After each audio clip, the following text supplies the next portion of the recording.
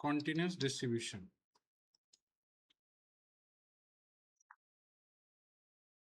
क्या होता है?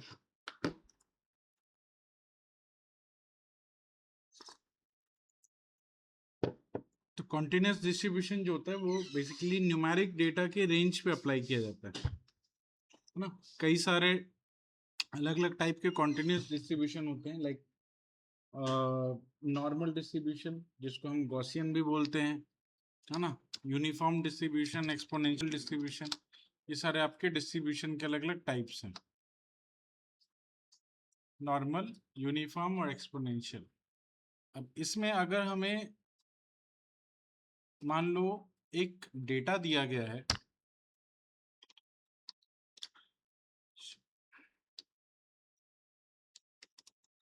नॉर्मल डिस्ट्रीब्यूशन,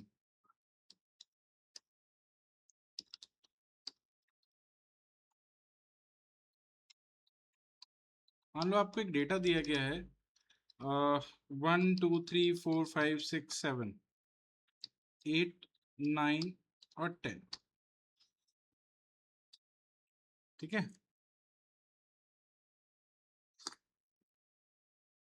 आपको पता करना है कि इसमें 5 आने की क्या प्रोबेबिलिटी है। आपके पास टोटल 10 वैल्यूज हैं और आपको चेक करना है कि 5 के आने की क्या प्रोबेबिलिटी है।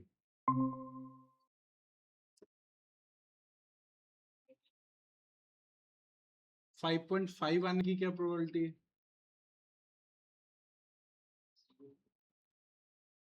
0। क्यों? 5 इसमें नहीं आया इसीलिए, 5 इसमें नहीं आया इसीलिए, 5.5 नहीं आया इसीलिए। अब यही पे गलती है, ये डिस्क्रीट प्रोबेबिलिटी नहीं है, ये कॉन्टिन्यूस प्रोबेबिलिटी है। कॉन्टिन्यूस प्रोबेबिलिटी कभी भी फ्रीक्वेंसी बेस पे काम नहीं करती, डिस्क्रीट प्रोबेबिलिटी फ्रीक्वेंसी बेस पे काम करती है। मतलब उसमें हम लोग ये चेक करते हैं कि आपका जो आउटकम है उस आउटकम को टोटल जो सैंपल स्पेस है वो कितनी बार आया है, ये चेक करते हैं उसमें, तो आपको फ्रीक्वेंसी मिलती है और उस फ्रीक्वेंसी के बेस पे आप अपनी प्रोबेबिलिटी निकालते हैं।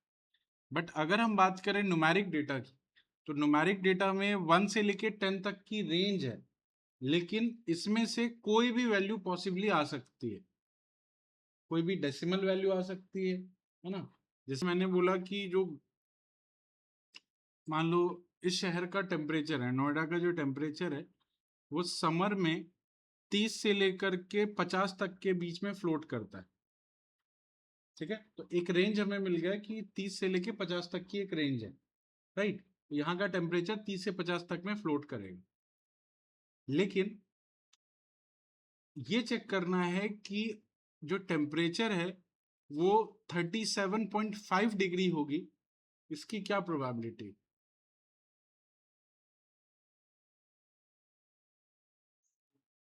अब 30 से लेके 50 तक में अनलिमिटेड नंबर ऑफ वैल्यूज हो सकते हैं,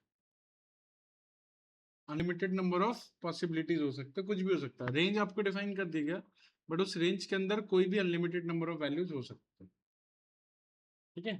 मतलब कि उसका अगर आपको प्रोबेबिलिटी निकालना हो तो आप कभी भी डिस्क्रीट प्रोबेबिलिटी को यूज नहीं कर सकते, क्योंकि now you are using a range, अब आप रेंज पे काम कर रहे हैं, ठीक है। तो जब आप किसी रेंज पे काम करते हो और रेंज के बीच में जितने भी नंबर्स होते हैं उनकी अनलिमिटेड नंबर ऑफ पॉसिबिलिटी होती है, तो वहां पे आप यूज करते हैं कॉन्टिन्यूस डिस्ट्रीब्यूशन। तो किसी अमाउंट की प्रोबेबिलिटी देखनी हो, किसी भी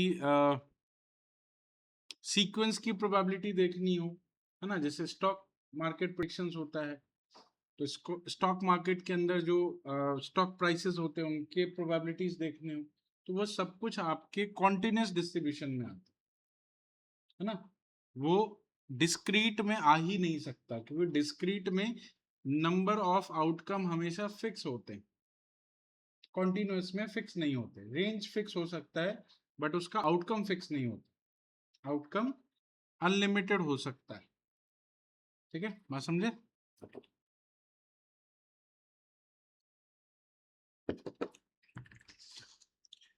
तो इसकी प्रोबेबिलिटी कैसे मिलती है हमें?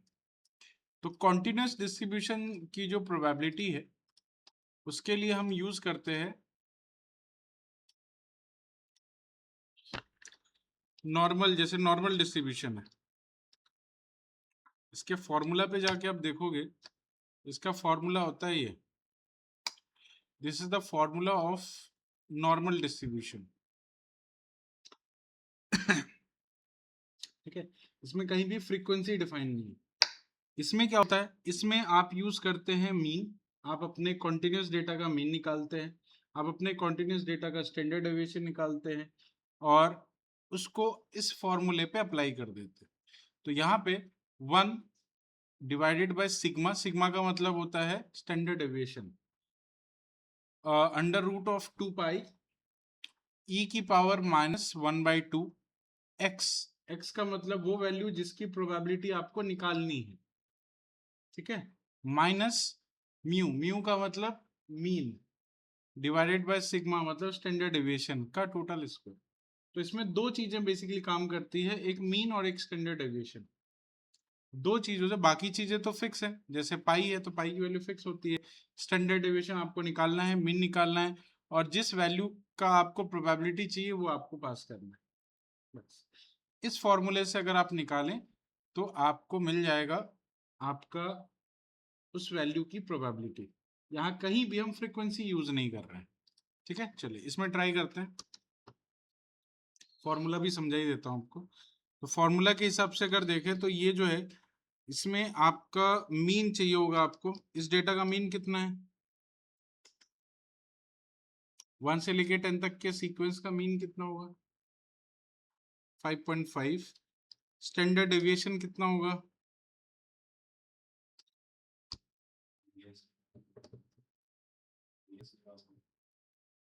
वेरिएंस निकालना पड़ेगा, कोई नहीं, इससे नंपाई से निकाल लेते हैं। चलो इंपोर्ट नंपाई कर लो, और इसको हमने कह दिया डेटा np.array,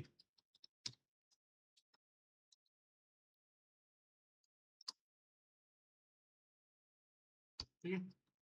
फॉर्मूला भी अप्लाई करके देख लेते हैं, फॉर्मूला इस पे काम करता है नहीं और कैसे चलेगा, एज np, ठीक है। मीन निकालने के लिए मीन का फंक्शन यूज कर लो, डेटा डॉट मीन, और स्टैंडर्ड डेविएशन के लिए डेटा डॉट std। दो चीजें मिल गई, स्टैंडर्ड डेविएशन मिल गया और मीन मिल गया। मीन है 5.5 और स्टैंडर्ड डेविएशन है 2.87, ठीक है। फॉर्मूला पे अप्लाई करते, पाई की वैल्यू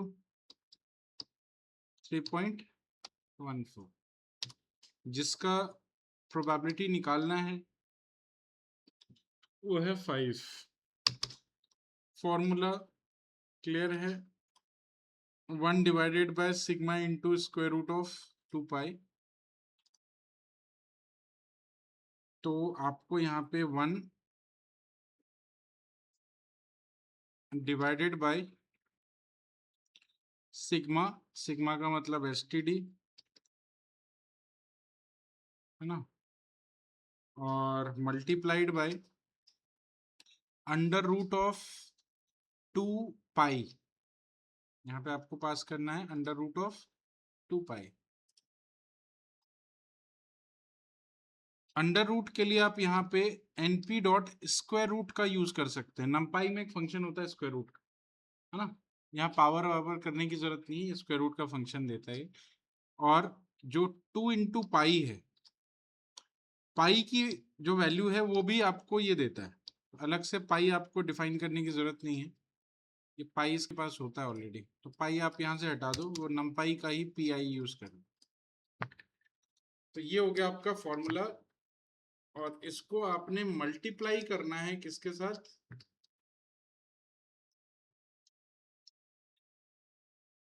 मल्टीप्लाई करना, पावर करना है, इसको पावर करना है ई के साथ। ई की पावर है ये, तो मल्टीप्लाइड बाय ई के लिए हम यूज करते हैं np.exp, np.exp एक्सपोनेंशियल। अब एक्सपोनेंशियल किसका करना है? तो एक्सपोनेंशियल करना है इसका -12 x minus mu divided by sigma का होल स्क्वायर। इसको आप एक ऊपर में ही डिफाइन कर लो, z में क्या करना है, हाफ माइनस हाफ, तो माइनस कर दिया 1/2, ठीक है, माइनस कर दिया 1/2 और यहाँ पे कर दिया x की वैल्यू ऑलरेडी मैंने दे रखी है, minus mean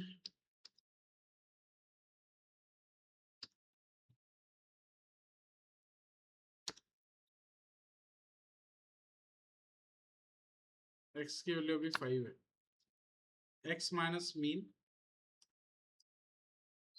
divided by sigma का स्क्वायर, तो इसका डिवाइडेड बाय सिग्मा,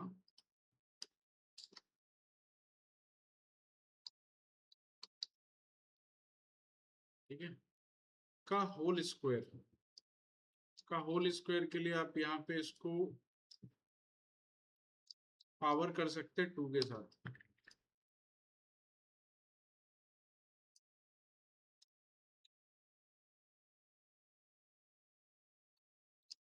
इसको लिख लो। तो जो फॉर्मूला में लिखा था वो मैंने पास कर दिया और यहाँ पे दे दिया z,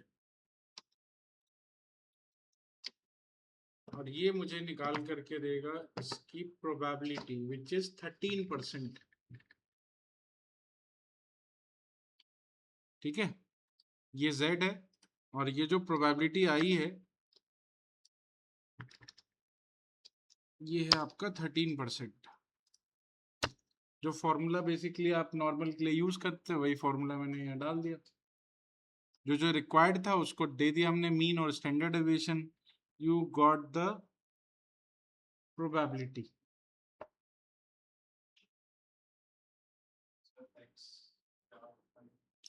x का मतलब जिसकी प्रोबेबिलिटी निकालनी है आपको,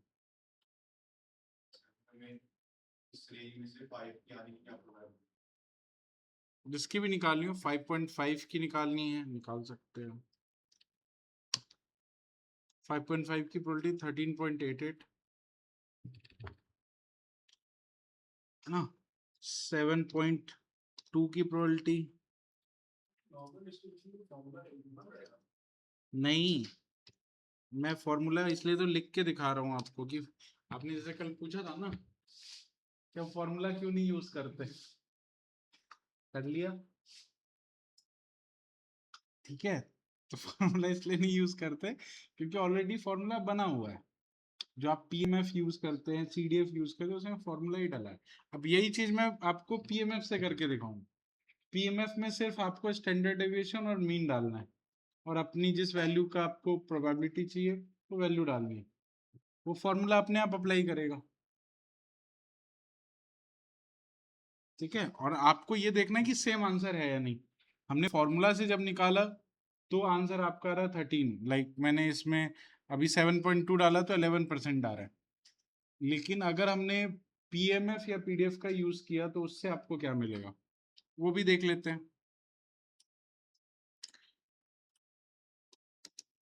तो हमने यहाँ पे इंपोर्ट करा from scipy dot stats, import करना है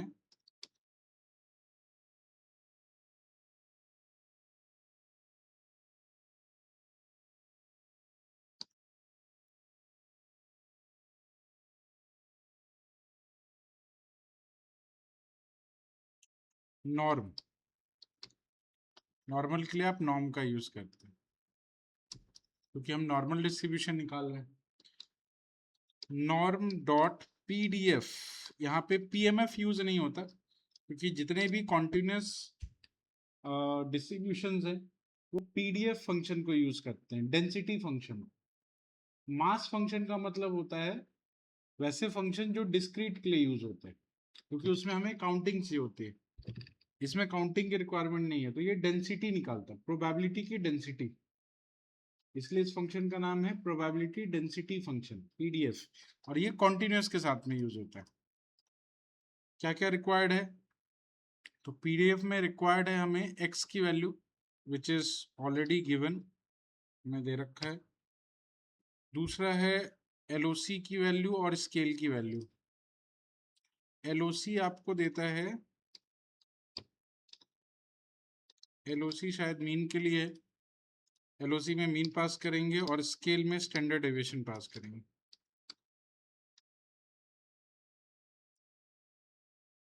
ठीक है, और चेक करेंगे कि आउटपुट सही दे रहा है। ऊपर जो हमने फॉर्मूला लिखा था उससे भी आउटपुट सेम आ रहा है, और जो पीडीएफ हमने यूज किया उससे भी सेम ही आ रहा है।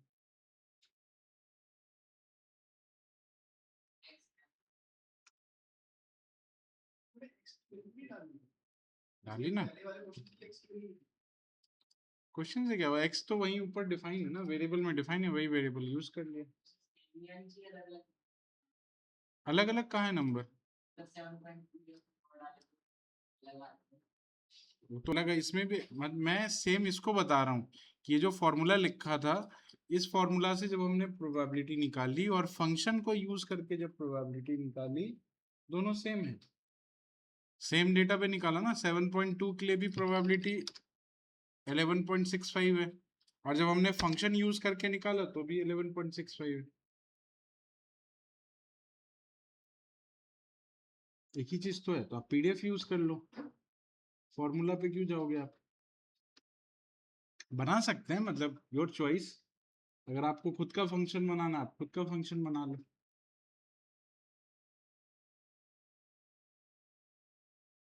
ठीक है, तो फंक्शन के अंदर होता कुछ नहीं है, फॉर्मूला ही लिखा होता है, पैरामीटर्स होते हैं, पैरामीटर को आप वैल्यू डालते हो, वो वही सेम काम कर देता है। ठीक है,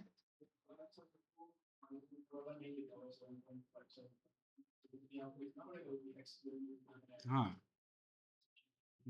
तो एक्स में जो वैल्यू आप डालोगे उस जिसकी, हाँ, किसी के अंदर लिख सकते हैं, यहाँ पे ना लिख,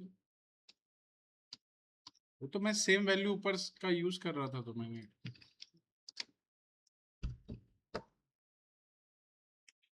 वो तो एक्स पैरामीटर है, आप उसको कैसे भी वैल्यू डालो, किसी वेरिएबल से डालो या डायरेक्ट डालो, एक ही बात है।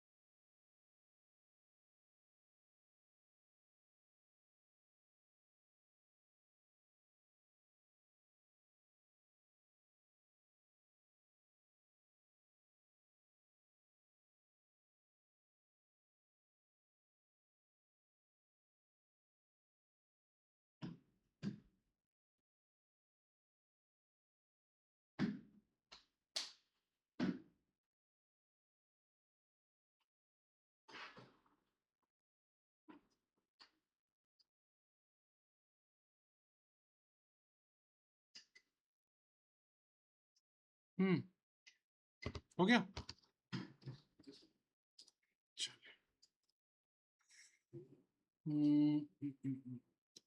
अच्छा, इसमें मुझे इन सभी वैल्यू की प्रोबेबिलिटी चाहिए, तो क्या करें, तो यहाँ पे आप x की जगह पे डेटा पास कर दो पूरा,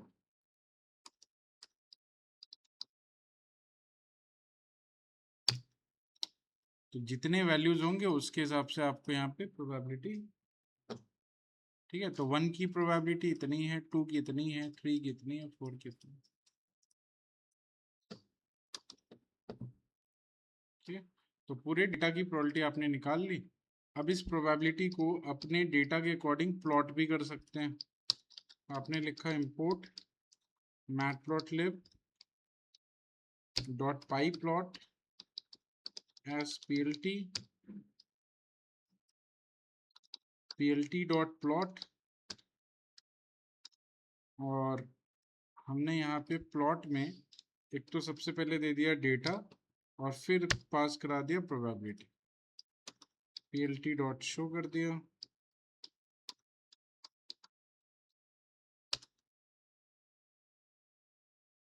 इस तरह की एक प्रोबेबिलिटी इसने बना करके आपको दे दी।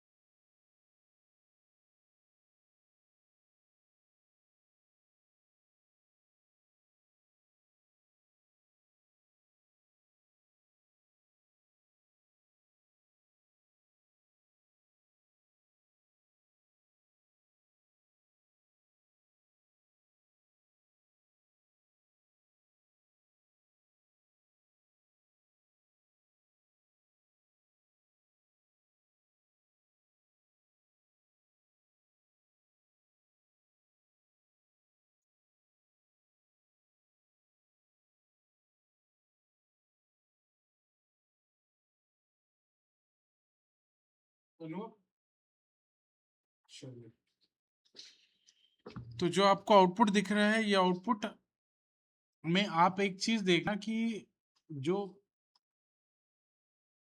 प्रोबेबिलिटी आपको दिख रही है, इस केस में आपकी प्रोबेबिलिटी जो सबसे पहले वैल्यू की है वो बहुत ही कम है, ऑलमोस्ट जीरो। जो सबसे लास्ट वैल्यू है उसकी भी प्रोबेबिलिटी ऑलमोस्ट जीरो, लेकिन प्रोबेबिलिटी ऑफ मीन, जहां पे मीन लाई करता है, मीन की प्रोबेबिलिटी सबसे ज्यादा हाईयर है। ये हर एक नॉर्मल डिस्ट्रीब्यूशन में ऐसा ही होता है। तो कोई भी डेटा अगर आपने लिया है, उस डेटा में जो सीक्वेंस है, उस सीक्वेंस में जहां पे मीन लाई करता है, मीन के आसपास जितनी वैल्यूज है सबकी प्रोबेबिलिटी हाईयर होती है, और मीन से जितना आप दूर जाते हो प्रोबेबिलिटी वैसे वैसे आपकी कम होने लगती है। नॉर्मल डिस्ट्रीब्यूशन मीन के अलोंग काम करता है, समझे? तो ये जो शेप आपको मिलता है, इस शेप को बोलते हैं बेल शेप्ड। ये बेल की तरह है ना? आप कभी भी नॉर्मल डिस्ट्रीब्यूशन के बारे में पढ़ेंगे तो नॉर्मल डिस्ट्रीब्यूशन में आपको यही बताया जाएगा कि एक बेल शेप्ड स्ट्रक्चर बनाता है। Normal distribution often called as bell curve or a Gaussian distribution is a continuous probability distribution where most of the data point cluster around the center. Center मतलब mean.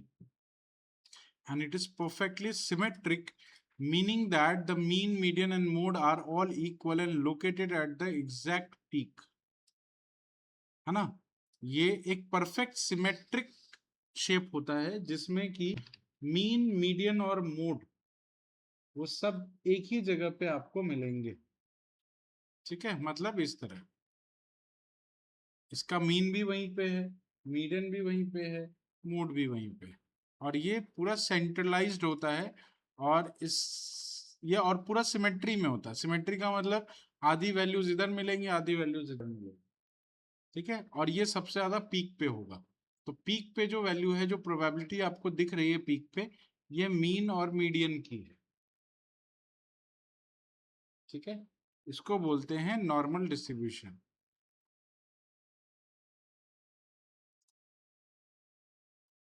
इस data का mean 5.5 है, median कितना है?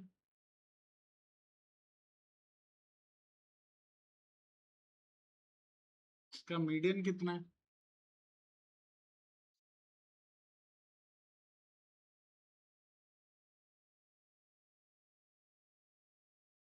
Median भी 5.5 ही है, इसका median भी 5.5 ही है। मीन और मीडियन सेम जगह पे लाई कर रहा है। अब बिल्कुल मिडिल की वैल्यू ना 5 है ना 6 है, दोनों ही मिडिल में आते हैं। दोनों मिडिल में आ रहे तो दोनों का आप एवरेज निकाल सकते हैं। इनका एवरेज 5.5। ये जो मीडियन है वो भी सेम जगह पे है और मीन भी इसका उसी जगह पे है। तो ये तो परफेक्टली नॉर्मल सिस्टम बन गया ना, ठीक है। अच्छा, अगर आपका मीन और मीडियन अलग अलग हो जाए, आपके डेटा का मीन कहीं और है, मीडियन कहीं और है, तो आप जो डिस्ट्रीब्यूशन का प्लॉट बनाते हैं वो तो मीन के लोग काम करता है ना। तो मीन और मीडियन अगर डेविएट हो गया तो क्या होगा? तो परफेक्ट शेप ऑफ बेल तो नहीं बनेगा। बेल बनेगा लेकिन परफेक्ट शेप नहीं बनेगा, ठीक है। अगर आपके डिस्ट्रीब्यूशन में प्रॉब्लम है, तो डिस्ट्रीब्यूशन में प्रॉब्लम होने से क्या होती है कि आपका जो ये शेप होता है, जो परफेक्ट शेप अभी आपको दिख रहा था, ये इस तरह का शेप कभी नहीं दिखेगा आपको। फिर कैसा दिखेगा?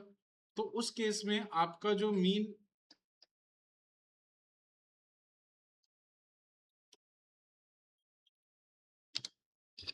अब इसमें एक प्रॉब्लम आती है, मैं आपको बता देता हूं कि अगर डिस्ट्रीब्यूशन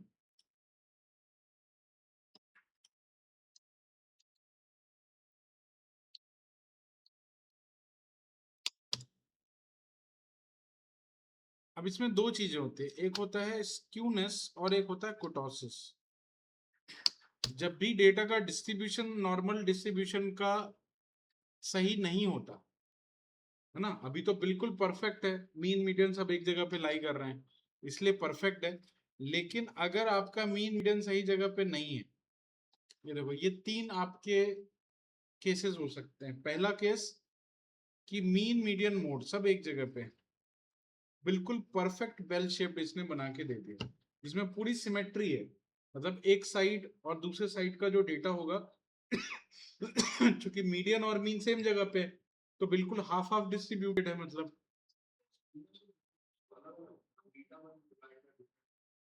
हाँ। तो पहले स्क्यूनेस पढ़ रहे हैं ना, पहले स्क्यूनेस पढ़ रहे हैं कि स्क्यूड का मतलब क्या होता है, इसके बाद कुर्टोसिस समझेंगे कुर्टोसिस का मतलब क्या होता है, ठीक है। ये दोनों आपके नॉर्मल डिस्ट्रीब्यूशन में होती है अगर आपका डिस्ट्रीब्यूशन सही नहीं होता है। तो अगर आपका डिस्ट्रीब्यूशन परफेक्ट है, मीन मीडियन मोड सब एक ही जगह पे एक ही वैल्यू पे लाई कर रहे हैं, तो परफेक्ट नॉर्मल डिस्ट्रीब्यूशन है। तो अगर आपका परफेक्ट नॉर्मल डिस्ट्रीब्यूशन नहीं है तो दो केसेस हो सकते हैं। एक, मीन की वैल्यू मीडियन की वैल्यू से कम हो सकती है, मतलब मीडियन आगे निकल गया, मीन कम रह गया। तो उस केस में आपका स्क्यूनेस जो होता है वो लेफ्ट की तरफ शिफ्ट हो जाता है, स्क्यूनेस लेफ्ट की तरफ शिफ्ट हो गया, क्योंकि मीडियन जो है वो आगे है। मीडियन आगे होने का मतलब है कि एक तरफ आपका साइड ज्यादा है, एक तरफ का डेटा ज्यादा है, दूसरी तरफ का डेटा कम है, तो सिमेट्री तो रहेगी नहीं। सिमेट्री नहीं बनी तो उसको बोलते हैं लेफ्ट स्क्यूड। अगर वो लेफ्ट की साइड आपका स्क्यू हो गया, मीन आपका लेफ्ट की साइड चला गया, तो उसको लेफ्ट स्क्यूड बोलते हैं। और अगर राइट की साइड चला गया, मतलब मीन ज्यादा है मीडियन कम है, तो उसको हम बोलते हैं राइट स्क्यूड, ठीक है। इसको हम बोलते हैं राइट स्क्यूड। जैसे मान लो यही डिस्ट्रीब्यूशन था इस डेटा का, अगर मैं एक वैल्यू थोड़ा सा चेंज कर दूं, ज्यादा नहीं करना है, एक दो वैल्यू मैं चेंज कर रहा हूँ, यहाँ पे इसको 17 कर रहा हूँ, इसको 18 कर रहा हूँ, इसको 17 कर रहा हूँ, इसको 18 कर रहा हूँ, मीडियन कहाँ पे है? मीडियन कहाँ पे है? जहां था वही है, मीडियन तो कोई चेंज ही नहीं हुआ, मीडियन तो जहां वहीं पे है, ठीक है। मीन कहाँ पे है? अब तो मीन की वैल्यू चेंज हो गई ना, मीन की वैल्यू चेक करें कहाँ पे है, मीन को एक बार प्रिंट करके देखते हैं। मीन की वैल्यू है 7.5 पे और 5.5 पे इसका मीडियन है। थोड़ा सा शिफ्ट हो गया, मीन किधर की तरफ गया है, राइट हैंड साइड की तरफ। मीन ज्यादा हो गया ना, मीडियन कम हो गया, तो मतलब ये जो है ये आपका राइट स्क्यूड हो जाएगा, है ना।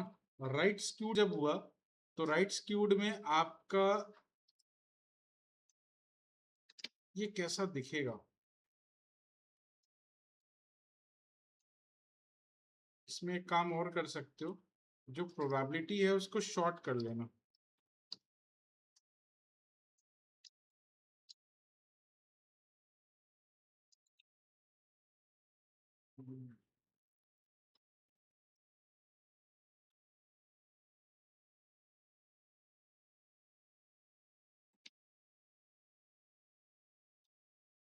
और डेटा को भी शॉर्ट कर लेना।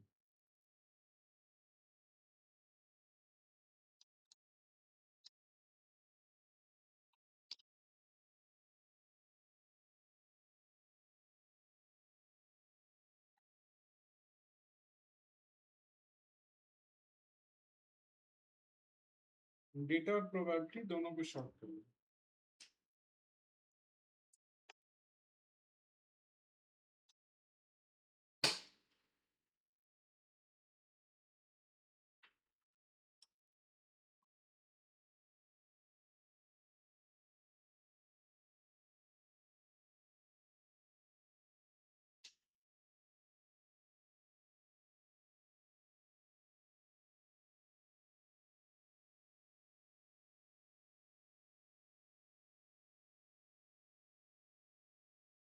सेवनटीन पॉइंट फाइव, इसकी प्रोबेबिलिटी इसने हाई कर दी।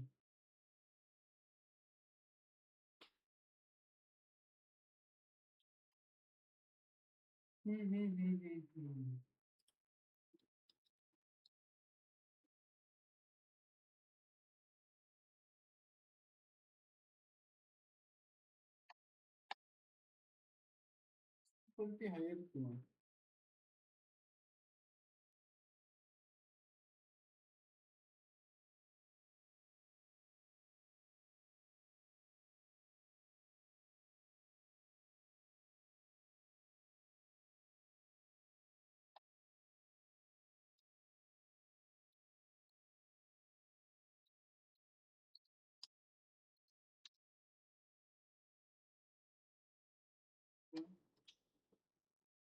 और इसकी प्रोबेबिलिटी चेक करी मैंने,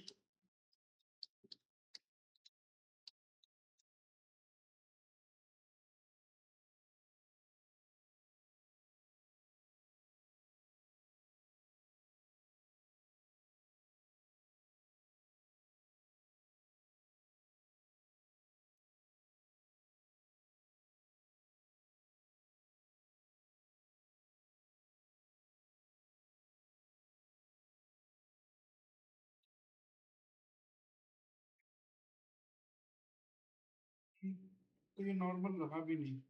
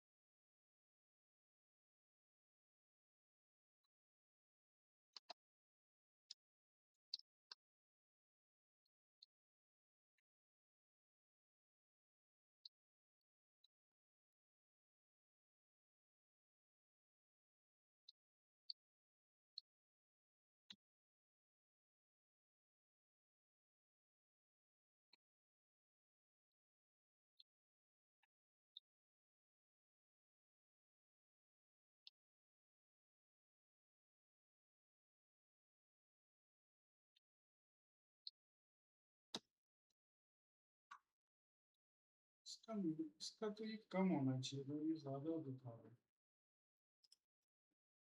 रीजन क्या है? एक्स Mostly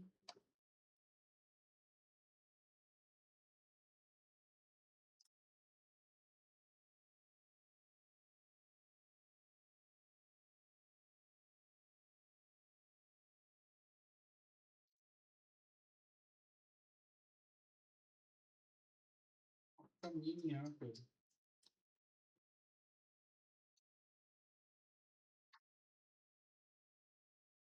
मीन है 7.5 पे, मतलब इसकी क्वालिटी हायर होनी चाहिए थी, इसकी लो होनी चाहिए थी।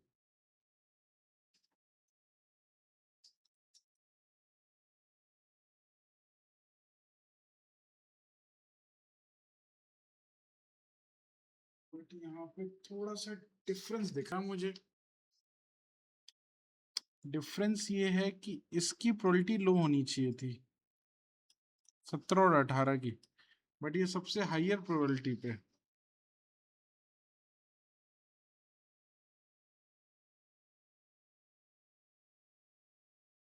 इसका स्टैंडर्ड डेविएशन इवन आपका ज्यादा है।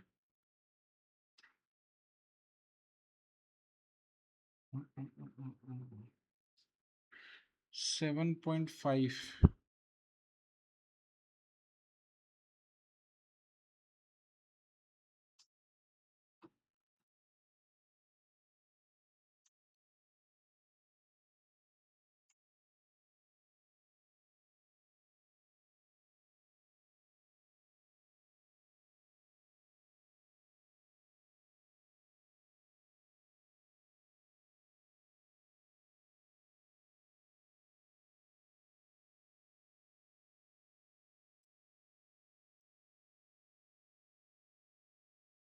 क्यों हुआ?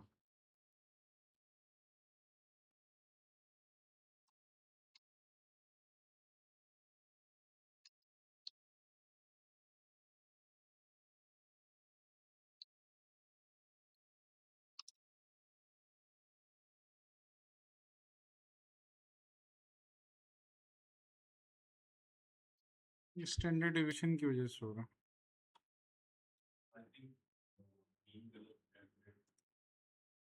मीन कैलकुलेशन गलत तो कैसे हो सकती है? मीन तो फंक्शन से निकाला ना हमने। मीन के लिए तो हमने फंक्शन का यूज किया है। ये स्टैंडर्ड डेविएशन का प्रॉब्लम है।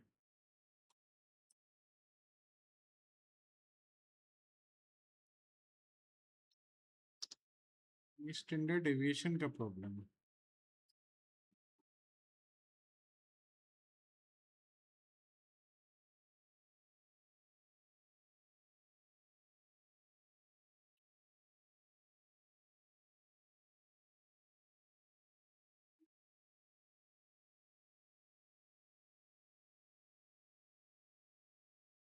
इसका मीन कितना निकल रहा है? प्रिंट किया मैंने मीन को,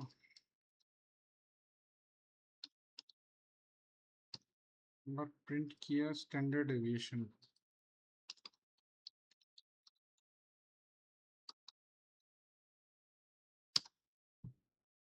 मीन है 6.5, स्टैंडर्ड डेविएशन है 4।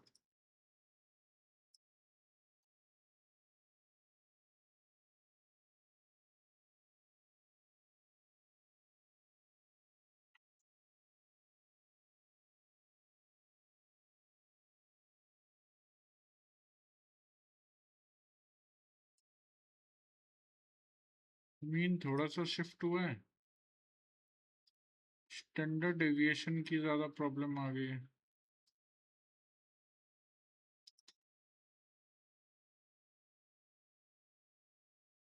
बट ये गलत है, इसका ये जो दिख रहा ना, ये सही नहीं दिख रहा।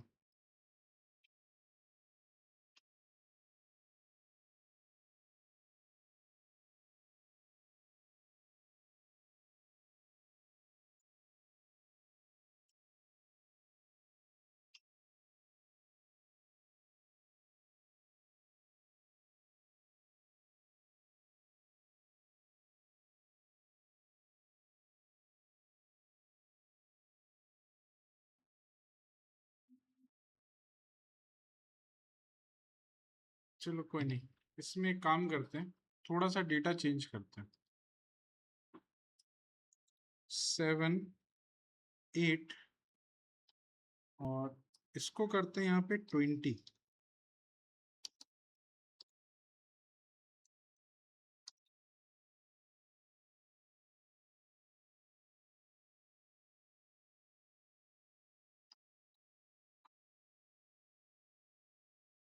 फिर भी सेम चीज है।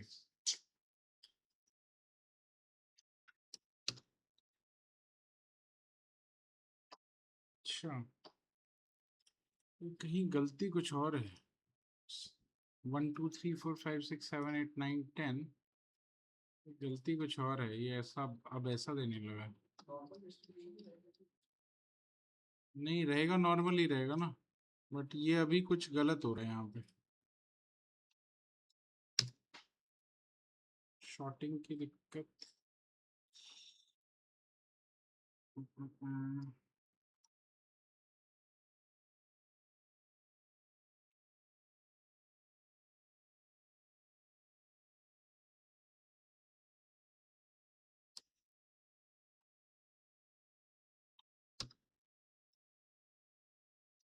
अभी सही है। ये शॉर्ट जो किया ना, शॉर्ट की प्रॉब्लम। राइट, अभी ठीक है। तो अभी जैसे मैंने ये डेटा लिया 1 2 3 से लेकर 10 तक, और एक वैल्यू हमने डाल दी 20। 20 से क्या हुआ? 20 से ये हुआ कि इसका मीडियन और मीन अलग अलग जगह पे चला गया। मीडियन आई थिंक अभी 6 पे है, ठीक है, और मीडियन कहाँ पे है? सॉरी, मीडियन 6 पे है, मीन कहाँ पे है? मीन हो गया अराउंड 55 प्लस 20, 75, 75/11, 7.5 के आसपास है ना। थोड़ा सा डेविएट हुआ है, थोड़ा सा डेविएट हुआ तो ये राइट की तरफ स्क्यू हो गया आपका। ये है आपका स्क्यूनेस, वो शॉर्टिंग का प्रॉब्लम है। ये शॉर्टिंग गलत कर दिया मैंने। इसको चेक करके देखो एक बार।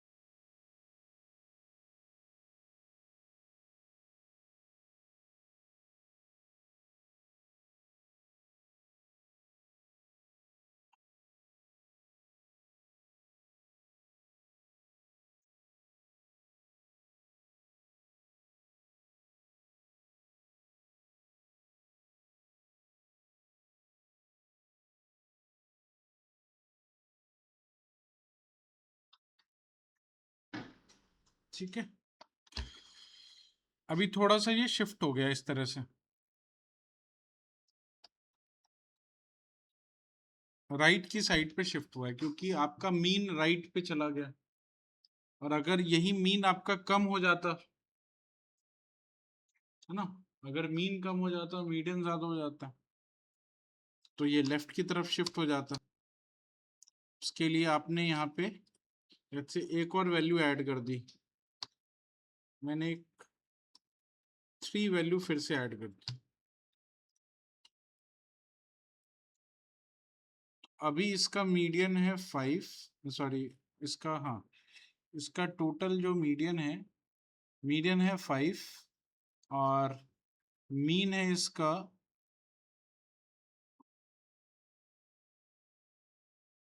थोड़ा सा ही शिफ्ट होगा,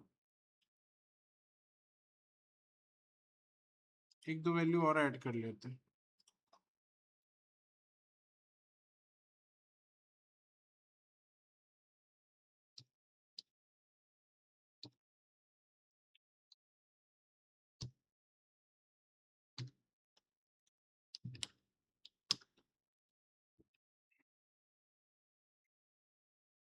ज्यादा चेंज तो नहीं हुआ।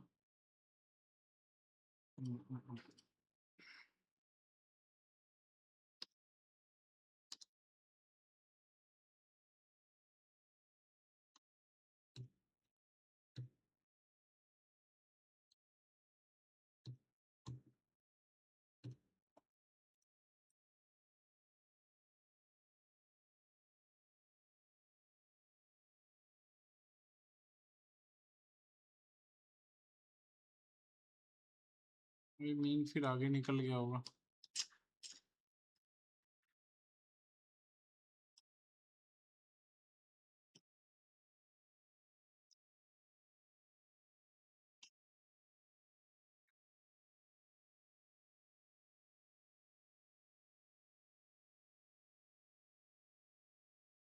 मीडियन को ज्यादा रखना है।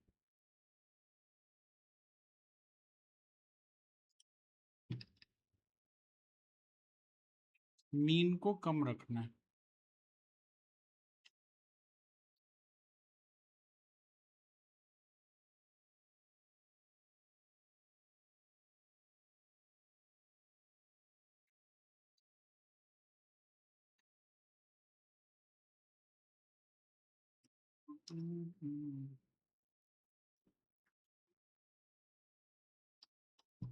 अभी भी मीडियन ज्यादा है, मतलब मीन ज्यादा है।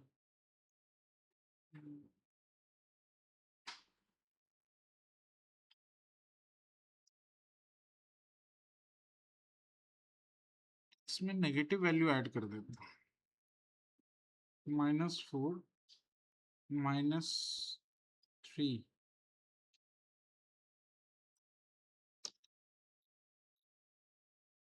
अब इधर की तरफ शिफ्ट हो गया। ठीक है, नेगेटिव वैल्यू ऐड करते ही आपका जो कुटोसिस है वो लेफ्ट हैंड साइड की तरफ चला गया, क्योंकि आपका जो मीन है वो मीन अब छोटा हो गया। ठीक है, क्योंकि इसमें मीन छोटी है और मीडियन ज्यादा बड़ा है। ये जो कुटोसिस है और लेफ्ट और राइट, ये आप चेक कर सकते हो अपने डेटा में कि आपका मीन मीडियन किधर की तरफ शिफ्ट हो रहा है। जिधर मीन का वैल्यू मीडियन से कम है वो हो जाता है आपका लेफ्ट, है ना। नहीं, मीन की वैल्यू अगर कम है तो राइट हुआ ना, राइट हो जाता है। और मीन की वैल्यू ज्यादा हुई तो, मीन की वैल्यू कम हुई तो लेफ्ट, और मीन की वैल्यू ज्यादा हुई तो राइट। ठीक है, तो अभी जो आपको दिख रहा है मीन की वैल्यू कम है मीडियन से, इसीलिए ये लेफ्ट हैंड साइड पे, ये लेफ्ट स्क्यूड है। और राइट की तरफ तब होगा जब हमारा मीन का वैल्यू मीडियन से ज्यादा होगा, तो राइट स्क्यूड हो जाएगा। ठीक है, और दोनों एक ही जगह पे लाई करेंगे तो बिल्कुल सिमेट्री में रहेगा। ठीक है, क्लियर है। बस वैल्यू चेंज करके देख लो, हो जाएगा इसमें।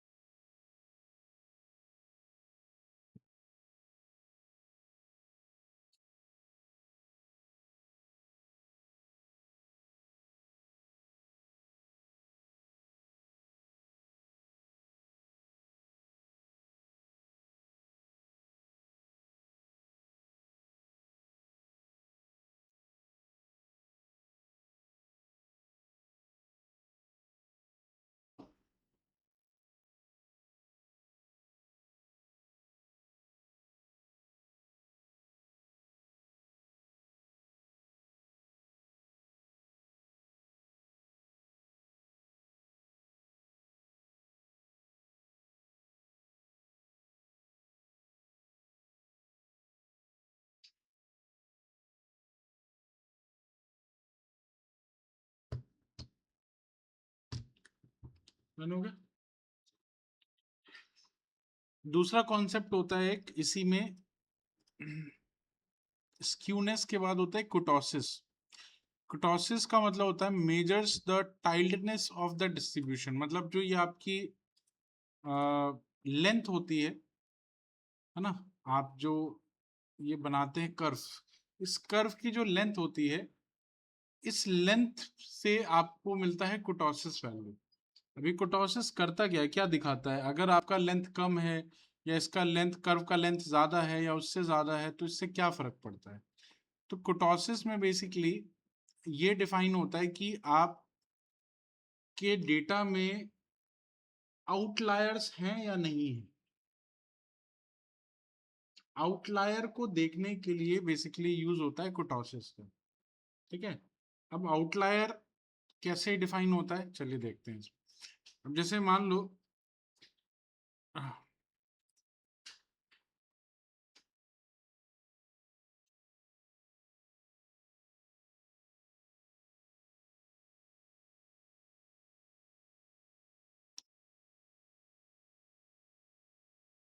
अगर आपका शार्प पीक है इन द डिस्ट्रीब्यूशन सेंटर, मतलब हाई कुटोसिस है, मतलब more value concentrated around the mean and then the normal distribution. मतलब ज्यादातर चीजें जो है वो मीन के अराउंड सेंट्रलाइज्ड है। अगर एक सबसे ज्यादा हाइयर साइड पे अगर आपका ये पीक हुआ तो, है ना, और लेंथ ज्यादा हुई, तो लेंथ ज्यादा हुई तो ज्यादातर जो आपका डेटा है वो मीन के आसपास है। ठीक है, और heavier tail because of higher concentration of extreme value और आउटलायर्स इन टेल्स। मतलब ज्यादातर वैल्यू जो है वो ऊपर है ना, मीन के आसपास है, और लोअर वैल्यूज नीचे चले गए, मतलब आउटलायर आपको नीचे मिलेंगे। ज्यादातर आउटलायर कहाँ मिलेंगे? अगर हैवियर टेल आपका बिल्कुल लंबा हुआ, इसका मतलब है कि मोस्ट ऑफ द डेटा वो मीन के आसपास है। ठीक है, और नीचे का जो पोर्शन है वो बिल्कुल अगर फ्लैट हुआ, इसका मतलब ये है कि आपके पास आउटलायर्स हैं लेकिन छोटे वैल्यू के आउटलायर्स। आउटलायर छोटे हो, है ना, लोअर वैल्यूज के आउटलायर्स। दूसरा होता है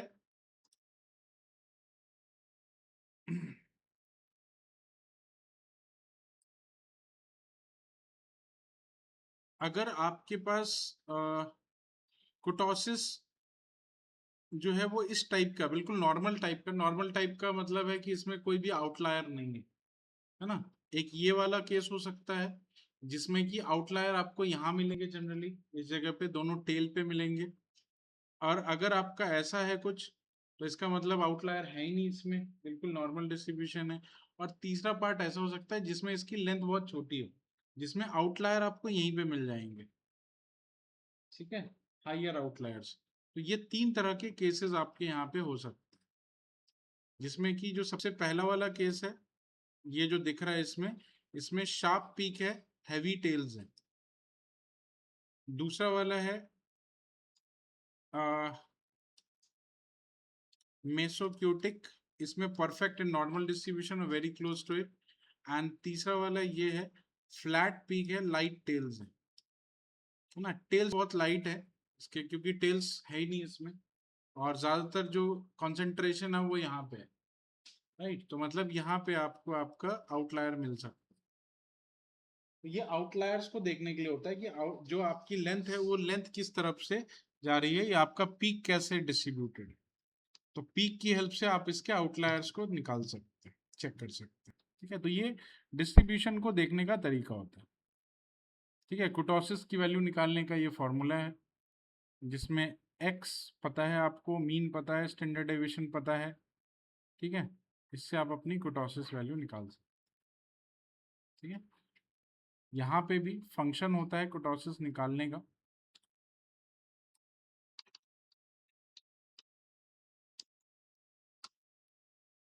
इसके लिए कुटोसिस निकालने के लिए एक फंक्शन है,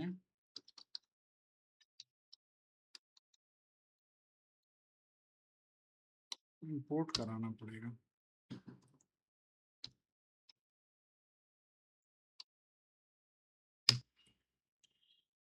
है ना, यहाँ पे आप कुटोसिस निकाल सकते हैं। कुटोसिस में आपको पास करना है एरे। एरे एक बार पास करके देख लेते हैं। तो एरे में है आपका डेटा, प्रिंट करते हैं, चेक करते हैं।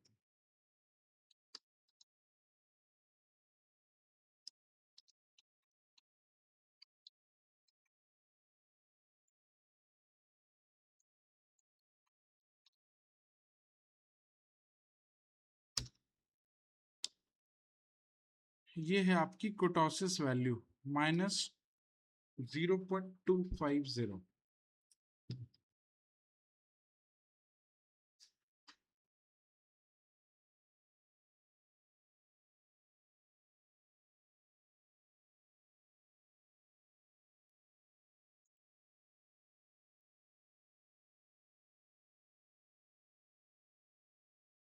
कुटोसिस को आप यहाँ पहले इंपोर्ट कर लो यहाँ से स्टैट से, और यहाँ पे अप्लाई कर दो अपने डेटा।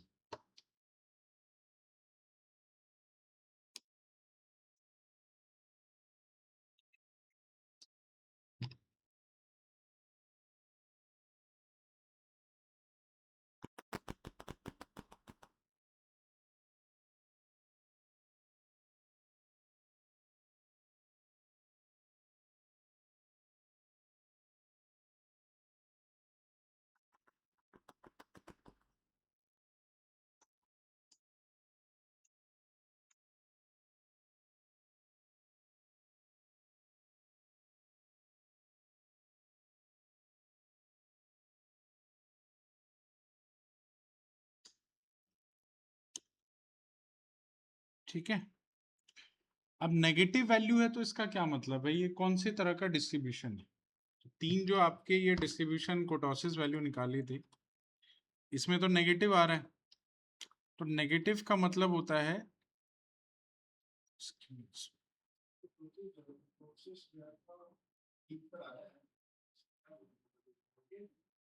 कहाँ पे, नहीं आइडियल केस ये हुआ ना, आइडियल केस में कुटोसिस की वैल्यू 0 होती है। कुटोसिस जो निकलता है इसका मतलब अगर कुटोसिस में वैल्यू होती है, कुटोसिस एक वैल्यू है, कुटोसिस की वैल्यू आप इस फॉर्मूले से निकाल सकते हैं, राइट। तो अगर कुटोसिस की वैल्यू आपको मिली है नेगेटिव में, नेगेटिव का मतलब है कि ये इस तरह का डिस्ट्रीब्यूशन है, मतलब ये अगर आउटलायर है भी तो हायर साइड पे। हाँ, क्या करते हैं,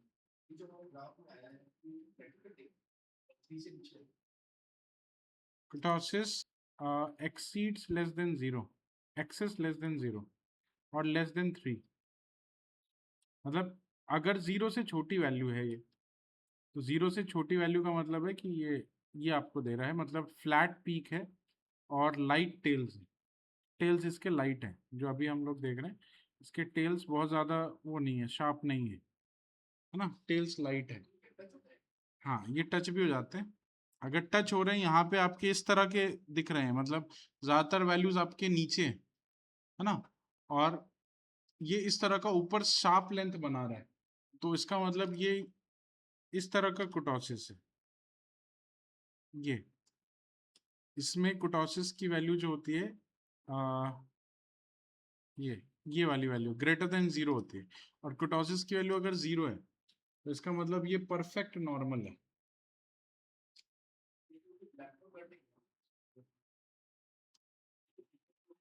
नहीं, लेपोक्रेटिक तो ये हुआ ना, तो लेपोक्रेटिक के लिए आपको आपकी कुटोसिस की वैल्यू पॉजिटिव होनी चाहिए। तो अभी जो कुटोसिस निकल रहा है वो तो नेगेटिव में निकल रहा है, आपका कैसे निकल रहा है, आप कुटोसिस की वैल्यू आपने प्रिंट कराई तो आपको क्या मिला, आपको मतलब पॉजिटिव मिला है। हाँ, तो आपका मेरा अलग है ना, मैंने कुछ डेटा ऐड किए थे इसमें, मैंने कुछ डेटा ऐड किए थे, समझे? आपने नहीं ऐड किए होंगे तो इसलिए दिख रहा होगा। तो इसमें देख लेते हैं, अगर आपके पास इस तरह का डेटा हो 1 2 3 4 5 6 7 8 9 10 ऐसा एग्जैक्ट हो, इसका कुटोसिस कितना निकलता है,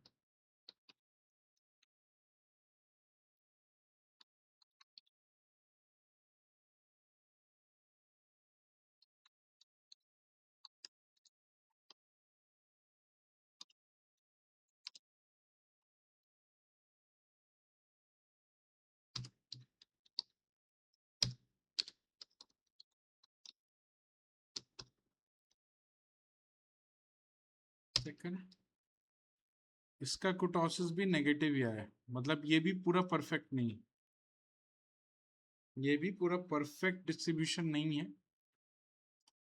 ठीक है।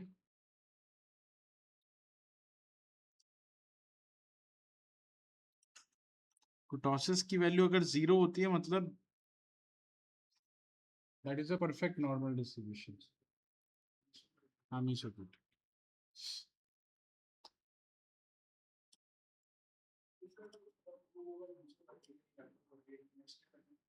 हाँ आउटलायर ढूंढना है, ये आउटलायर बता रहा है ना आपके डेटा में, आपने जब उसको प्लॉट किया तो उससे आउटलायर ढूंढो, आउटलायर कहाँ कहाँ है, आउटलायर को रिमूव करो, वो बताया था पांडास ने। ऑब्वियसली पांडास के थ्रू ही तो आप वो करते हो ना, पहले डेटा इंपोर्ट करते हो, फिर एक वो बताया था आपको क्वांटाइल IQR बताया था, इंटर क्वांटाइल रेंज, जिसके थ्रू हम उसका आउटलायर रिमूव करते हैं।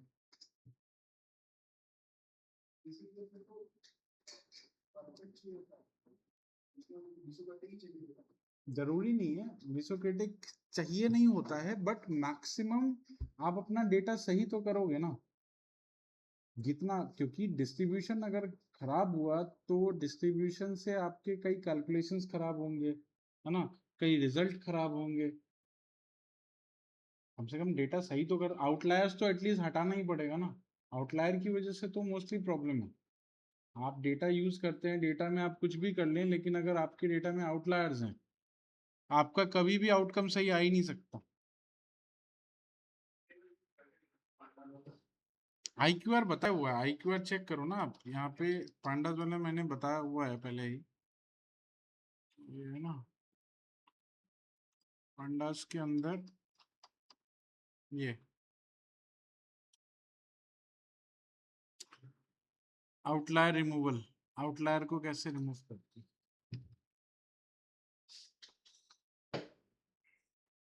क्वांटाइल निकाल करके फिर उसका IQR निकालते हैं, फिर IQR से हम लोग उसका रेंज बनाते हैं, अपर लोअर रेंज, और अगर उस अपर लोअर रेंज में आपका डेटा आ रहा है तो ठीक है, नहीं आ रहा तो आउटलायर है।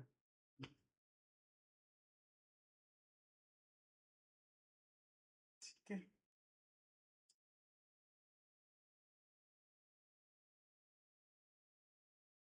ठीक है, चलो इसको कंटिन्यू करते हैं नेक्स्ट क्लास में, मंडे।